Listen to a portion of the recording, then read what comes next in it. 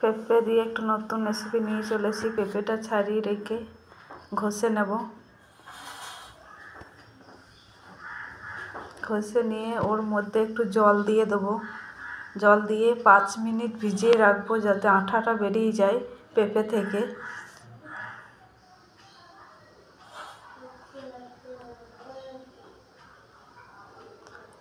এবার ছেঁকে নেব পেঁপেটা।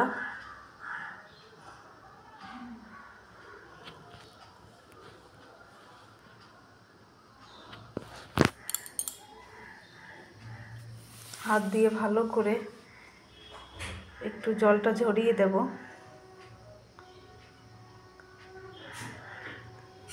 গ্যাসটা ধরিয়ে দেবো। কড়াইটা চাপিয়ে জল দিয়ে দেবো কড়াইয়ের মধ্যে।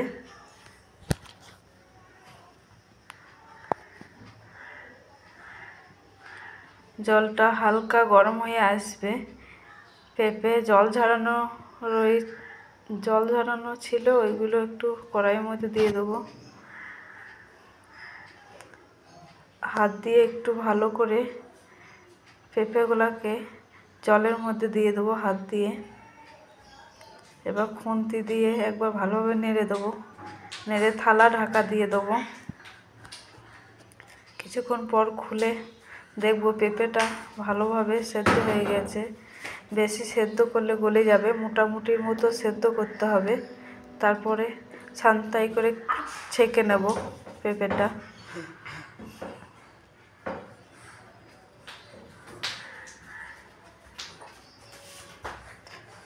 ছেঁকে নেওয়ার পর ভালোভাবে পেঁপেগুলো জল ঝরাতে দেব, যাতে পেঁপের মধ্যে একটু জল না থাকে। জল থাকলে মিষ্টিটা ভালোভাবে হবে না। ওই জন্য খুন্তি করে ভালোভাবে নেড়ে চেড়ে জলটাকে ঝরিয়ে নেব। এবার আবার গ্যাসটা ধরিয়ে দেবো। কড়াইটা চাপিয়ে দেবো। একটু জল দেব।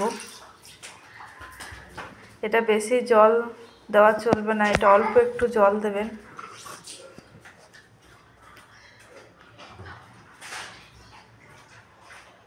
অল্প জল দিয়ে 500 মতো চিনি আমি ওর মধ্যে দিয়ে দেবো।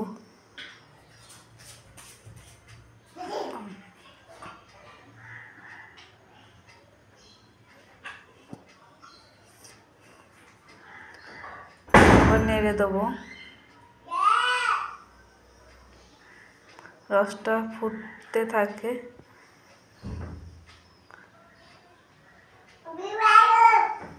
একটু ফুড কালার দিয়ে দেবো।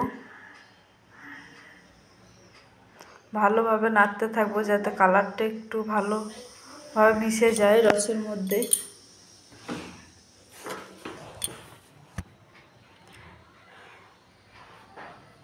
যেইগুলো মেশানি একটু চামচে করে একটু ভালোভাবে মিশিয়ে দেব।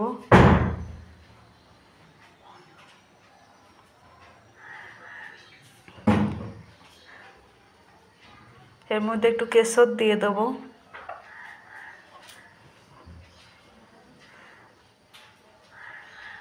আবারও ভালোভাবে নেড়ে দেবো। রসটা বেশি পাতলা হলে চলবে না। এবার পেঁপে দিয়ে দেবো।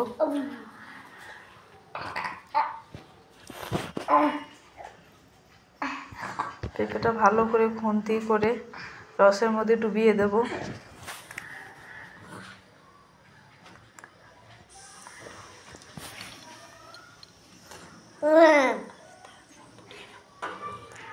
আস্তে আস্তে নেড়ে দেব। বেশি নাড়লে পেঁপেটা ঘেটে যাবে। আস্তে আস্তে এইভাবে নেড়ে নেব। এবার আবারও রসটা একবার ঝরিয়ে নেব, ঝুরি করে।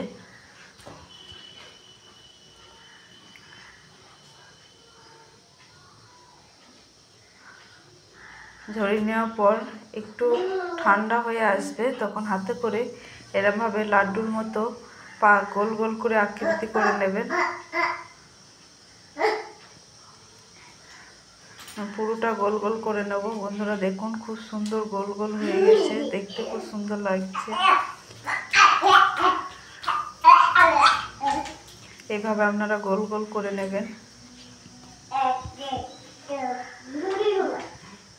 দেখুন বন্ধুরা, খুব সুন্দর হয়েছে লাড্ডুগুলো। খুব শক্ত ভাব হয়নি, খুব নরম ভাব হয়নি, মিডিয়াম